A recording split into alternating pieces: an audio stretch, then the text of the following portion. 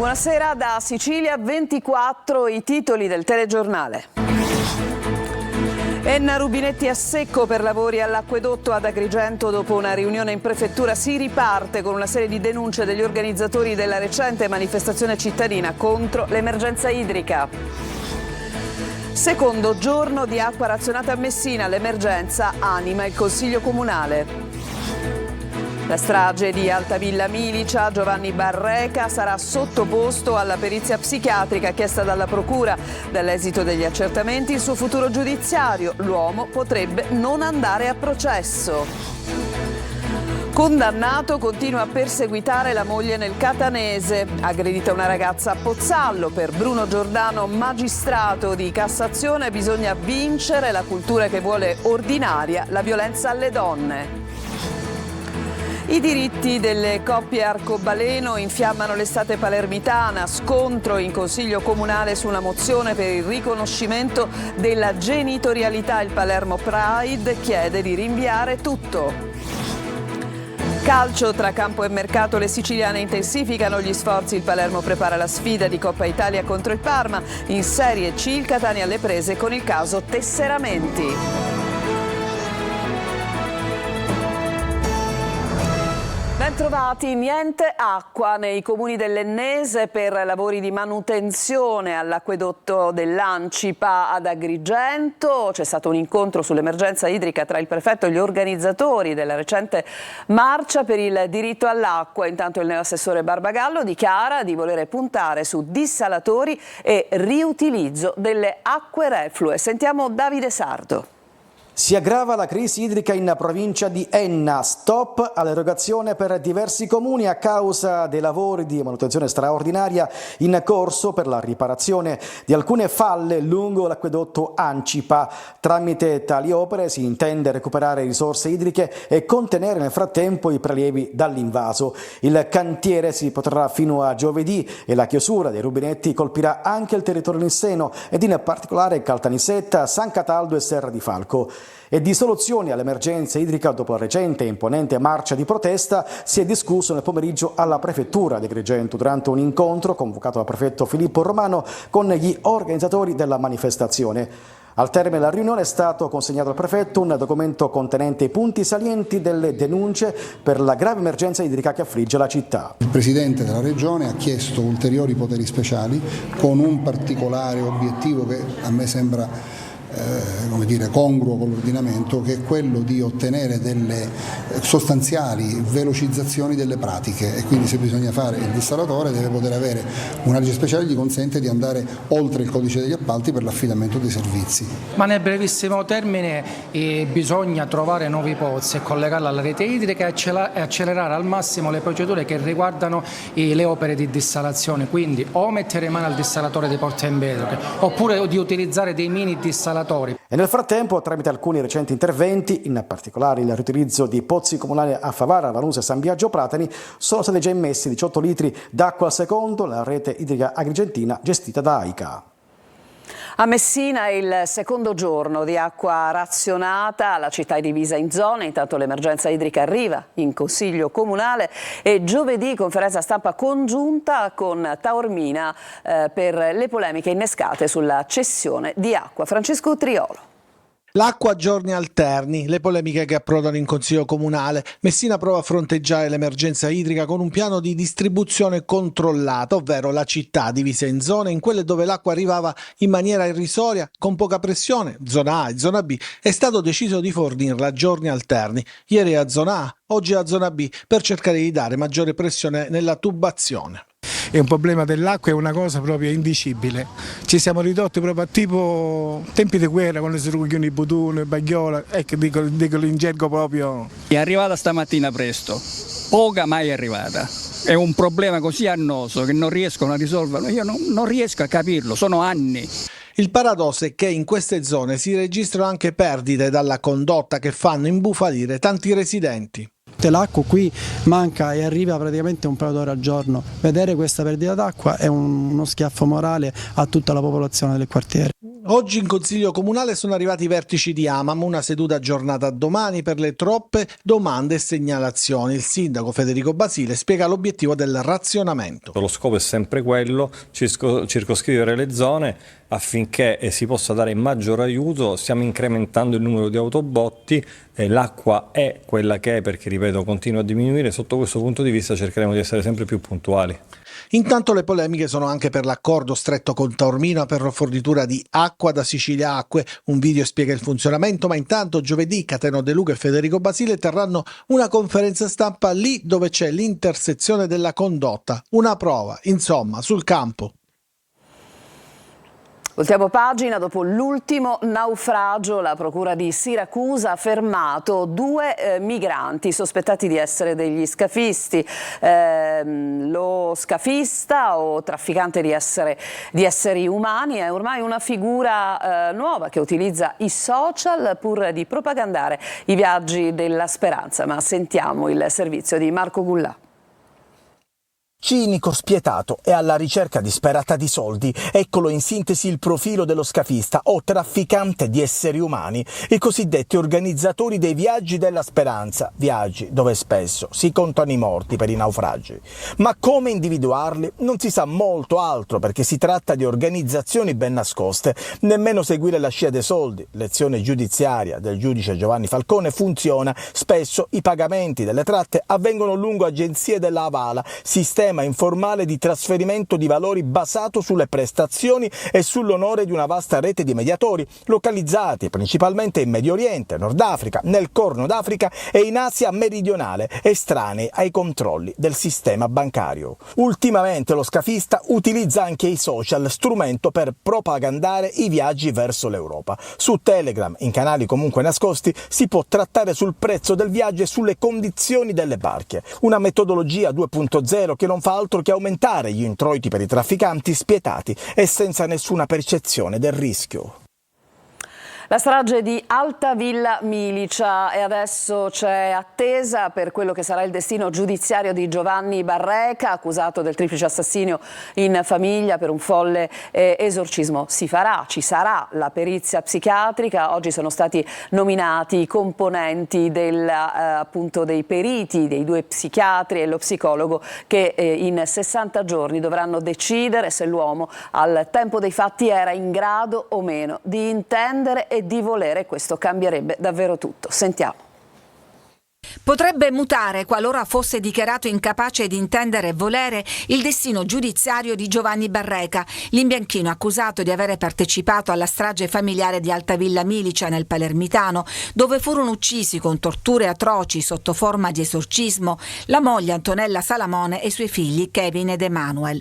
La procura di Termini Imerese aveva avanzato richiesta di incidente probatorio e proprio oggi il legale di Barreca ha partecipato all'udienza di conferimento dell'incarico a 2 psichiatri e ad 1 psicologo che avranno 60 giorni di tempo per le loro valutazioni e per avallare o meno la tesi di Roberta Bruzzone, consulente della difesa, che al telefono ci parla di un Barreca in preda ad una condizione delirante.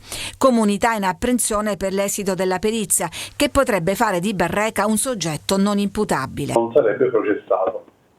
Questo vuol dire però che dovrebbe affrontare di contro è tutto un percorso di cure, di recupero presso delle strutture adeguate che salvaguarderanno la sua stessa incolumità. Potrebbe dunque essere riabilitato? L'obiettivo è quello di giungere ad una riabilitazione, se naturalmente si dovesse raggiungere. Coinvolti, oltre a Barreca, anche i suoi presunti complici Massimo Carandente e Sabrina Fina. I 3 sono in carcere dall'11 febbraio, mentre qualche giorno dopo è stata arrestata anche la figlia 17enne di Barreca. Il cadavere carbonizzato di Antonella e le torture indicibili inflitte ai figli hanno fatto di questo un caso che ha sconvolto non solo Altavilla ma l'intero paese, mentre Barreca dal carcere di Barcellona continua a sostenere la necessità che la sua casa fosse epurata dal demonio. I carabinieri di Catania hanno scoperto un casinò clandestino che avrebbe avuto un giro d'affari stimato in oltre 1 milione di euro. Allestito all'interno di un chiosco bar, la cui titolare, una 25enne, è stata denunciata per esercizio abusivo del gioco e delle scommesse e sanzionata per 94.000 euro. In una saletta nascosta del locale era stata allestita la sala da gioco con slot machine virtuali, con 6 videolotteri. Tutti i pagamenti per poter usufruire di questo tipo di giochi avvenivano in contanti e direttamente alla titolare. Un condannato continua a perseguitare la moglie e viene arrestato nel Catanese, una ragazza aggredita in strada all'alba a Pozzallo. Sono soltanto 2 dei molteplici casi in cui una donna che denuncia può ritrovarsi con il pericolo di fronte. Esiste il codice rosso, ma non basta. Perché e cosa fare per garantire alle donne una vita più serena? Lo abbiamo chiesto al magistrato di Cassazione Bruno Giordano. Sentiamo. Per contrastare effettivamente ed efficacemente non solo la violenza sulle donne, ma qualsiasi forma di minaccia e di limitazione della libertà, noi abbiamo un'ottima legge che è il Codice Rosso, che però funzionerà pienamente soltanto quando avremo un effettivo sistema amministrativo di prevenzione, costituito da assistenti sociali che siano in rete con le strutture sanitarie, con le strutture di polizia, con gli organi di vigilanza e quindi soprattutto con tutte le associazioni e gli enti che privatamente e molto lodevolmente fanno un'attività di prevenzione. Senza questa rete noi non riusciremo mai a contrastare la cultura che vuole ordinare la violenza e la limitazione della libertà delle donne e soprattutto non vinceremo l'incultura delle differenze di genere. A Messina i familiari pretendono le dimissioni di una paziente, ne fanno le spese un infermiere aggredito a calci e pugni e un vigilante. I carabinieri hanno acquisito le immagini di videosorveglianza. Sentiamo il servizio di Francesco Triolo. Pretendevano le dimissioni di una paziente con forza eccessiva perché si è arrivati addirittura all'aggressione fisica. L'episodio è avvenuto nella notte scorsa al pronto soccorso del Policlinico di Messina, dove i familiari di una paziente hanno preso a calci e pugni un infermiere e ferito anche un vigilante. Già in più occasioni durante la permanenza nella zona triage i pazienti, nonostante fossero stati più volte invitati a recarsi in sala d'attesa, avevano attaccato anche verbalmente l'infermiere creando trambusto mentre era in corso la gestione di un codice rosso e di altri casi urgenti. I sanitari avevano richiesto una documentazione specifica per procedere alla dimissione della signora, poiché era stata rifiutata la proposta di ricovero suggerita dai medici. Nel momento in cui è stato possibile soddisfare tale volontà, l'infermiere è uscito per restituire un documento della paziente ed è stato aggredito con calci e pugni al volto dai familiari. Medicato ed assistito, dopo aver eseguito indagini strumentali e consulenze specialistiche, è stato dimesso con una prognosi di ben 25 giorni. Anche uno degli operatori del servizio di vigilanza accorso per dare aiuto è stato ferito alla mano ed è stato ritenuto guaribile in 6 giorni. Sono intervenuti anche i carabinieri che stanno ora provvedendo ad acquisire i filmati delle videocamere di sorveglianza. I diritti delle coppie omogenitoriali infiammano l'estate palermitana. Scontro in Consiglio Comunale su una mozione per il riconoscimento dei figli delle coppie arcobaleno. Ma si spacca anche il fronte sociale LGBT con il Palermo Pride che chiede di rinviare tutto. Manlio Viola. Lo scontro politico in Consiglio Comunale sui diritti arcobaleno adesso diventa anche scontro sociale e il mondo LGBT si divide. A prendere le distanze è il Palermo Pride che chiede di rinviare tutto. Ad accendere l'estate palermitana è stata la mozione presentata dalla campagna Sindaco Trascrivi promossa dal Comitato Esistono i diritti transpartito, che ha raccolto firme e adesioni di oltre 500 personalità in un paio d'anni. Il comitato vuole che il primo cittadino responsabile dell'anagrafe riconosca i figli delle coppie arcobaleno e li trascriva a prescindere dalla legge. legge. La mozione ieri è approdata in Consiglio dopo tanti rinvii, ma Fratelli d'Italia dice no. Palermo ha problemi più importanti e urgenti come rifiuti in strada e crisi idrica. Non si può perdere tempo con questioni meramente politiche e di principio, sulle quali peraltro il Consiglio Comunale non ha competenza. Ma lo scontro nella società civile supera anche quello politico e adesso il movimento LGBT parla di mozione politicamente inaccettabile perché il contenuto non è mai stato discusso innanzi alle famiglie omogenitoriali. Di fatto si spacca il fronte fra comitato promotore della mozione e movimento LGBT. Non perde l'occasione l'ex presidente dell'ARS Gianfranco Miccichè per attaccare il suo ex compagno di partito, oggi capogruppo FDI, che è ormai il suo nemico numero uno, Giuseppe Milazzo. Sembra di essere tornati indietro nel tempo, dice Miccichè, la difesa dei diritti civili è una battaglia dalla quale non ci si può sottrarre. Hanno giurato di fronte all'Arsa i 2 nuovi assessori regionali nominati dal presidente Renato Schifani, una cerimonia veloce in apertura di seduta come da protocollo a cui ha partecipato lo stesso presidente della regione. Salvatore Barbagallo, docente universitario a Catania, è il nuovo assessore all'agricoltura, prende il posto di Luca Sammartino, deputato della Lega che si è dimesso ad aprile dalla carica di assessore in seguito a una indagine che lo ha coinvolto. Fino ad ora l'assessorato era stato guidato ad interim da Schifani. Giusy Savarino, deputato regionale di Fratelli d'Italia, è invece il nuovo assessore al territorio e ambiente al posto di Elena Pagana che si è dimessa nei giorni scorsi. Palermo ha 39 anni dall'agguato mafioso in cui furono uccisi, la città ha ricordato il vicequestore Ninni Cassarà e l'agente di scorta Roberto Antiochia. Investigatori, ha detto il sindaco La Galla, acuti, intelligenti e generosi che hanno saputo schierarsi dalla parte giusta lottando fino all'estremo sacrificio. E a 44 anni dall'assassinio, sempre a Palermo, è stato commemorato anche il giudice Gaetano Costa, uno dei primi magistrati che è riuscito a indagare sui patrimoni delle famiglie mafiose, intuendone la pericolosa evoluzione. Adesso c'è una pausa e rientreremo occupandoci delle previsioni appunto del tempo per i prossimi giorni in Sicilia.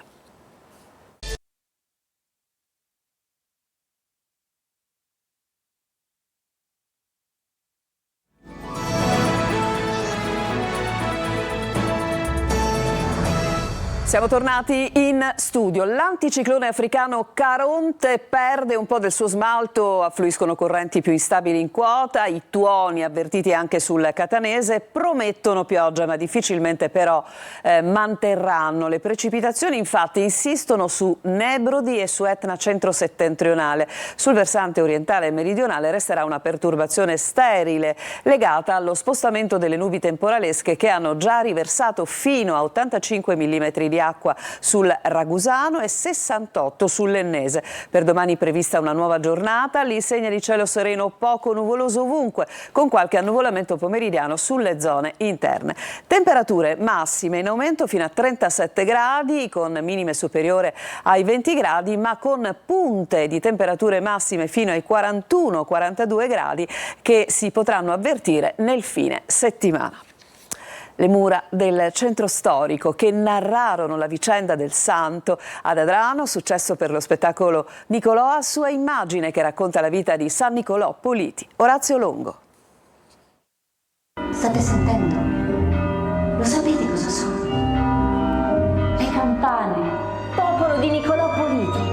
I muri che parlano, la piazza che diventa una pinacoteca multimediale con a tema la storia di San Nicolò Politi, il santo venerato ad Adrano in provincia di Catania che si è visto raccontato con una rappresentazione di videomapping con il Palazzo Bianchi, sede del comune, divenuto proscenio animato della performance davanti a una piazza piena per l'occasione. L'intento nel creare questo video che è stato proiettato nella facciata di Palazzo Bianchi era quello di dare la sensazione che fosse il muro a parlare, la facciata del palazzo, ed era anche quello di non appesantire troppo la recitazione dell'attrice Yolanda Ndejigou ed evitare di inserire effetti che distraessero dalla recitazione. Uno spettacolo scritto da Giuseppe Lazzaro Danzuso, ispirato a un testo di 150 anni fa del sacerdote Antonio Buontempo, le musiche di Massimiliano Pace, la direzione creativa di Gaetano Lamele e la recitazione di Giovanna Mangiù. Seguita dagli angelici spiriti. Dopo lo spettacolo, la tradizionale volata dell'angelo.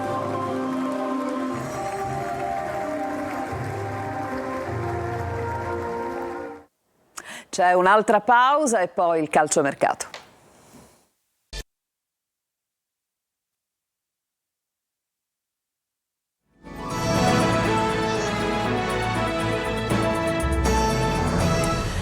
Siamo tornati in studio, adesso il calcio con il Palermo che riprende la preparazione a Veronello dopo Marsura, Catania vicino alle cessioni di Zammarini, Curado, Peralta e Costantino. Trapani invece in arrivo Lescano e Ricciardi, il servizio è di Sergio Colosi.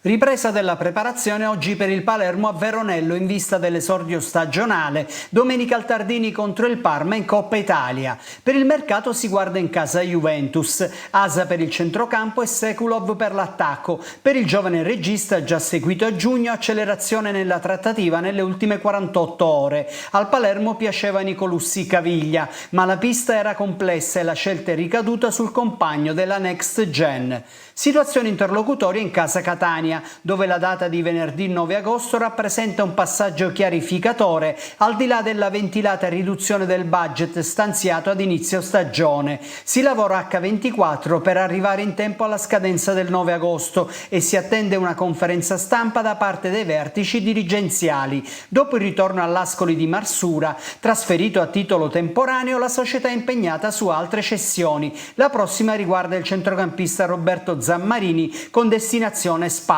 Seguiranno quelle di Costantino, dopo Lecco, Casertana e Lucchese in corsa anche il Gubbio, Peralta che potrebbe rientrare nell'operazione Gomez al Catania e Curado. La mancata convocazione di De Rose nel Cesena è un altro tassello che indica l'imminente passaggio al Catania, preceduto dalle ufficialità di Guglielmotti e Lunetta. Sabato sera si conoscerà l'avversario della Coppa Italia di Serie C che uscirà dalla sfida dell'uscita tra Crotone e Messina. Quest'ultimo cantiere aperto con Pervanne e Francesco Rizzo in prova, ma lontano dall'essere una squadra competitiva. Lo è già invece il Trapani, le cui quotazioni sono ulteriormente cresciute con l'annunciata firma di Lescano e il prossimo arrivo di Ricciardi. Era il nostro ultimo servizio, Sicilia 24 si chiude qui, grazie per l'attenzione, a tutti buona serata.